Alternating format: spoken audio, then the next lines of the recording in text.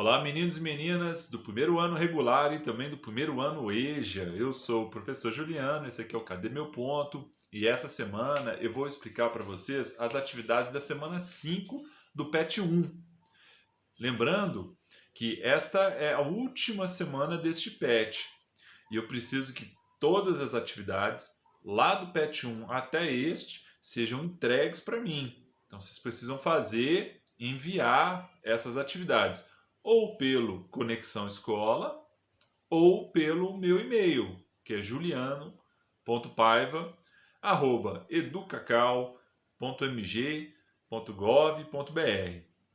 Vocês podem fazer a atividade ou na sua apostila impressa, ou se vocês tivessem condições de imprimir a apostila, você pode copiar as questões no caderno, né? E você pode tirar uma foto e enviar para mim. Mas eu preciso que isso seja entregue o mais breve possível, né? Lembrando que esse vídeo aqui ele está saindo no dia 19 de abril. 19 de abril. Então eu preciso que vocês até o final dessa semana me entreguem as atividades. E eu digo não só a atividade da semana 5, mas as atividades de todas as semanas deste PET. Isso é muito importante lembrar vocês que as atividades elas equivalem a 60%, né, da carga horária total do nosso bimestre. Então, aqui, essas atividades são 60%. É muito importante isso, é uma quantidade muito grande. Vamos começar a nossa atividade da semana 5 lá na página 127. Beleza? Todos com a apostila na página 127. Tem quatro habilidades que eu vou ler aqui para vocês e vou falar um pouco sobre cada uma delas. A primeira é distinguir fatos de opiniões. A gente vai voltar a essa discussão. O que é um fato, o que é uma opinião, tá bom? A gente vai discutir isso ainda. Depois tem assim, explorar ambientes virtuais. É o que nós fazemos nesse período de estudo remoto, quando utilizamos a internet, aqui o YouTube, né, o Conexão Escola, os aplicativos educacionais que a gente tem à disposição.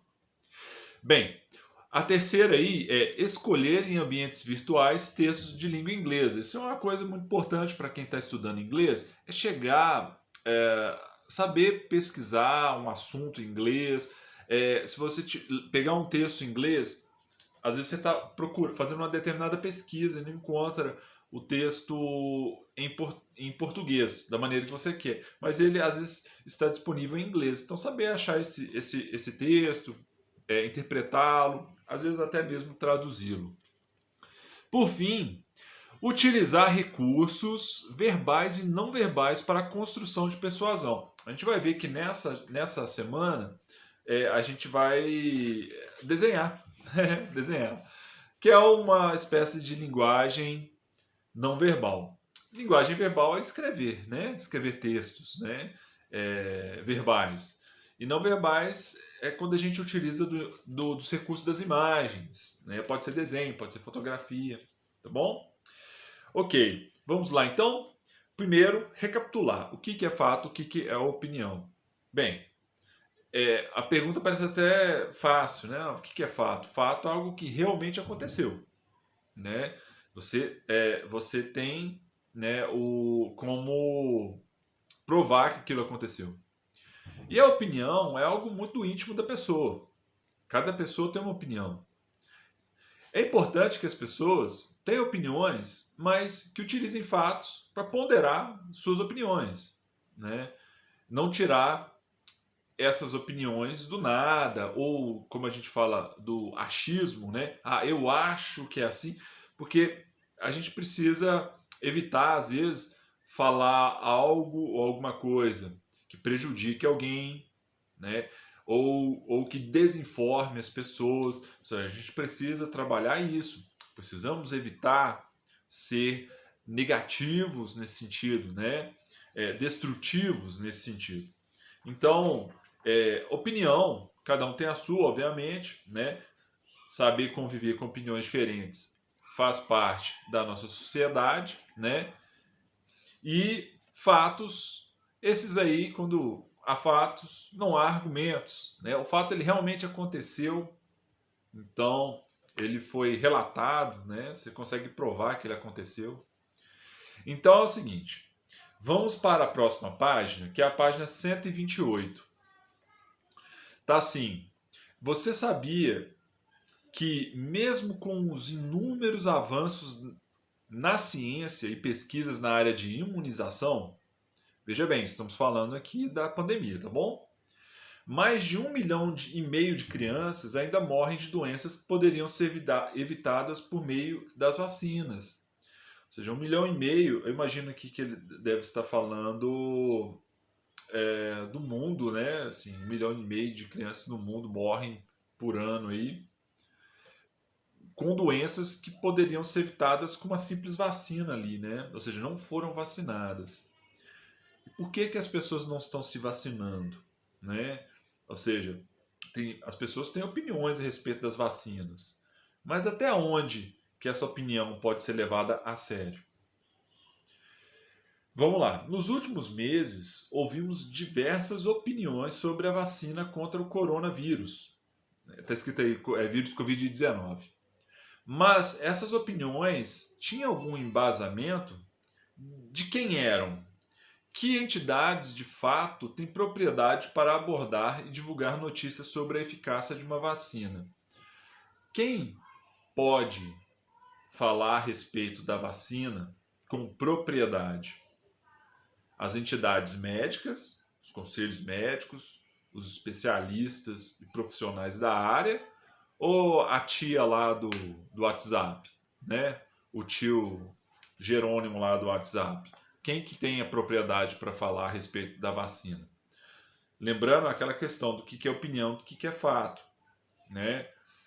Um determinado grupo, ele consegue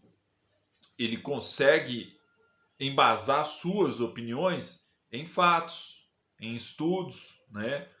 E o outro grupo, ele embasa suas opiniões em achados pessoais, em impressões ou na maneira que eles veem o mundo, na maneira particular que eles veem o mundo. Então, cabe a nós aqui saber distinguir um do outro. Vamos lá. Na número 1, reflita sobre as questões acima e faça uma pesquisa sobre o surgimento das vacinas e a importância delas. Depois faça um folder, um cartaz, tá? Folder, um cartaz, em inglês e português com as principais informações que você encontrou e envie para seus amigos, professores e familiares. Vocês vão enviar para mim, obviamente. Então, vocês vão fazer aqui uma espécie de cartaz, né? Com informações sobre vacinação. Vocês vão fazer ele bilíngue, tá? Lembrar que o cartaz não precisa ter muito texto, mas ele precisa ter uma informação importante simplificada. Um bom título, uma imagem legal, informações importantes, né? Eu imagino que com uma pesquisa aí no Google, que vocês façam, vocês vão encontrar isso com facilidade, até pronto, assim, sabe? Coisas, imagens assim prontas, assim, que vocês podem depois, não fala copiar, mas se inspirar nelas, né? A 2, que está na página 129, é o seguinte: leia abaixo algumas dicas de como averiguar se uma notícia é fato ou fake. Lembra que a gente vive no mundo das fake news, né? das mentiras aí que são espalhadas nas redes sociais. Daí, consider the source, né? Veja, né, a origem, né? A origem dessa fake news aí, dessa notícia. Check the author, ou seja, verifique também o autor. Check the date, a data, é muito importante porque a gente vê muita coisa de 2, 3 anos atrás que são postadas como se elas fossem de ontem, né? E às vezes isso é importante saber. Check your biases. Tipo, consider if your own beliefs could affect your judgment. às vezes a gente precisa sair da nossa caixa, né? Assim, eles falam assim, a gente precisa se questionar também. Será que isso que eu acredito é verdade? Então, às vezes você precisa pesquisar coisas que você entende que são verdade. Então vamos ver se é verdade mesmo? Vamos pesquisar sobre isso? É mais ou menos por aí que tá falando, tá? Read beyond, leia mais, ou seja, leia sempre mais, leia sempre. Supporting sources, ou seja, quando vamos dizer assim, um meio, né, é fidedigno é oficial, a gente precisa dar apoio, tá bom? A gente precisa dar apoio. Lembrar que, só de curiosidade aqui, os jornais oficiais, as notícias oficiais, né, que estão na internet, muitas vezes são pagas. A gente precisa pagar para ter informação de qualidade. E a fake news, a mentira, né, as teorias da conspiração, a maioria delas está gratuitamente disponível na internet.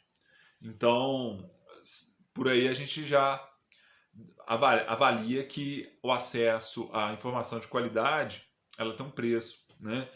E a informação de má qualidade ela é gratuita. Então pensem sobre isso. Is it a joke? É uma piada? Lembrar vocês que existem sites, né, na internet que produzem piadas e muitas vezes essas piadas são depois repassadas nas redes sociais como se fossem alguma verdade. Então tomem cuidado. Ask the experts. Pergunte aos especialistas, né?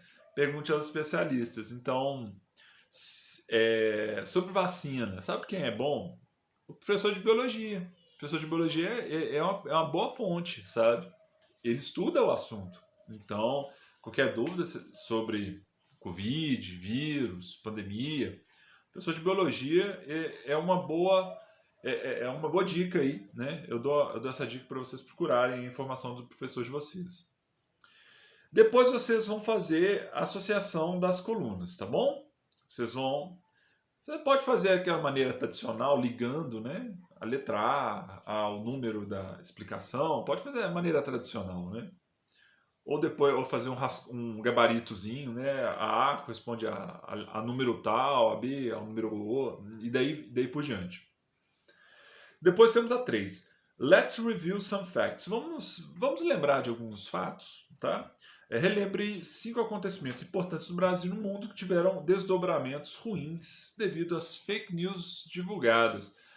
Gente, existem sites hoje que são especializados em fact-checking, ou seja, eles verificam a veracidade de algumas informações. Vocês encontram isso. Vai lá, procura lá. Tem inúmeros casos aí que acontecem no Brasil, né, que não são verdade e às vezes prejudicam, né? Eu vejo um exemplo, por exemplo, o uso de remédios que não são especificamente utilizados para combater o vírus da Covid e tal, mas que geralmente são receitados por pessoas que não são da área médica. Muitas pessoas acabam usando esses remédios, né, e se dando mal. Vamos lá, número 4. Let's watch the news.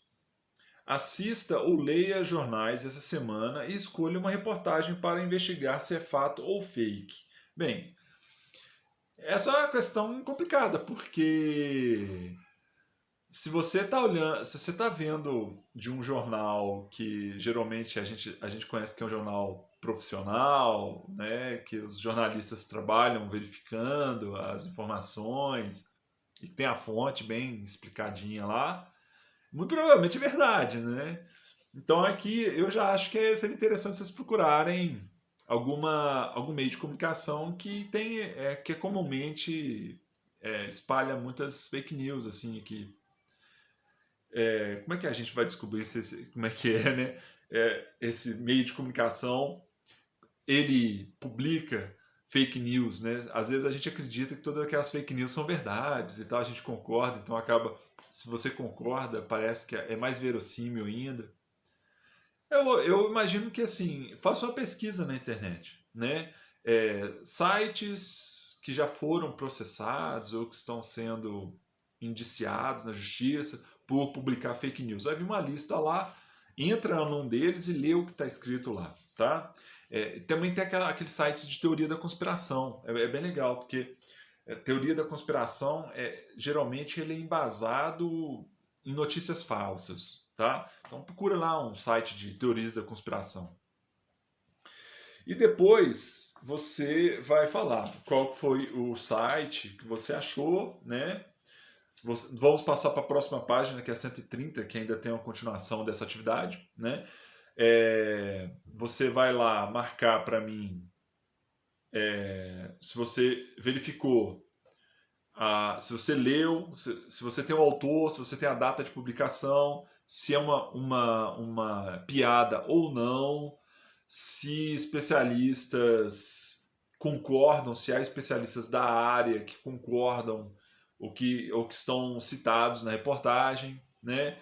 E você vai investigar quais são as fontes utilizadas para aquela reportagem, tá bom? Vocês vão investigar, vocês vão ser agora uma espécie de investigador digital, tá?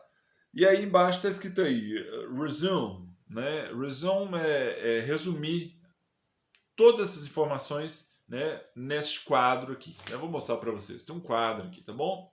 Na página 130. Enfim, terminamos, tá ok? Não se esqueçam mais uma vez de entregar essas atividades para mim. Elas valem 60% da carga horária bimestral. E aproveita e já dá uma curtida no canal aí, se inscreva, tá bom? Pode comentar também, fique à vontade. E a gente se vê na próxima semana, tá bom? Bye, bye!